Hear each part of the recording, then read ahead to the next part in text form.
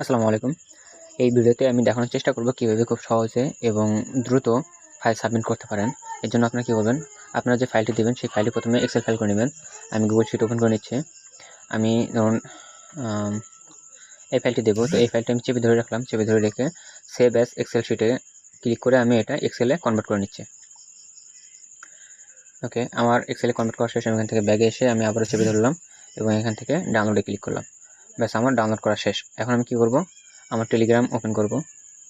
Telegram open করার পরে আমি এখান থেকে জাস্ট আমার প্রোফাইলে ক্লিক করব। প্রোফাইলে ক্লিক করে আমার ইউজার নেমটা এখান থেকে কপি করে নেব। যদি ইউজার নেম সেট করা না থাকে তাহলে সেট করে নেবেন। নিয়ে চ্যাটে এসে আমার চ্যানেলে ক্লিক করবেন। চ্যানেলে ক্লিক করে এখান থেকে এই যে পিন মেসেজ এখানে ক্লিক করবেন, অথবা আমি প্রতিদিন দিয়ে থাকি এটা, এই যে ফাইল সাবমিট, এখানে এই যে লিঙ্কটা দেওয়া আছে এই লিঙ্কটা একবার ক্লিক করবেন, এটা চলে আসবে। এখন এখানে আপনারা যেটা করবেন, ফার্স্টে আপনাদের একটা জিমেল দিয়ে দেবেন। চেষ্টা করবেন প্রতিদিন সেম জিমেল দেওয়ার। এখন আমি এই জিমেলটা দিয়ে জাস্ট লোড করুন, এখানে ক্লিক করব, অথবা আমরা এখান থেকে ইংলিশ করে নিতে পারি। এখানে জাস্ট লোডে ক্লিক করলাম, করে এখান থেকে আমরা যে ইউজার নেমটা কপি করছি সেই ইউজার নেমটা এখানে দিয়ে দেবো।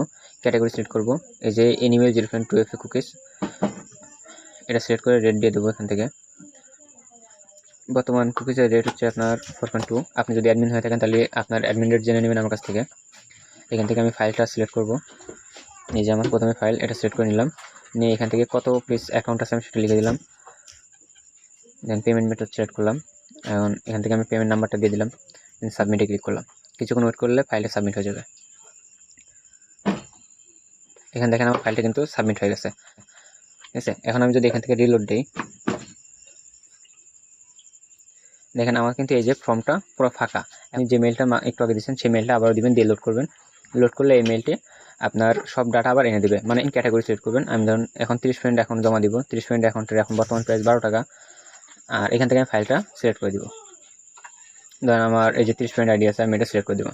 দিয়ে যে বিকাশ যেটা ছিল, নাম্বার যেটা ছিল, সেমভাবে আমরা জাস্ট আপডেট করে দেবো। এখান থেকে আপনাদের 2টা ফাইল সাবমিট হয়ে যাবে। প্রতিদিন আপনার এইভাবে যত ইচ্ছা তত ফাইল সাবমিট করতে পারবেন।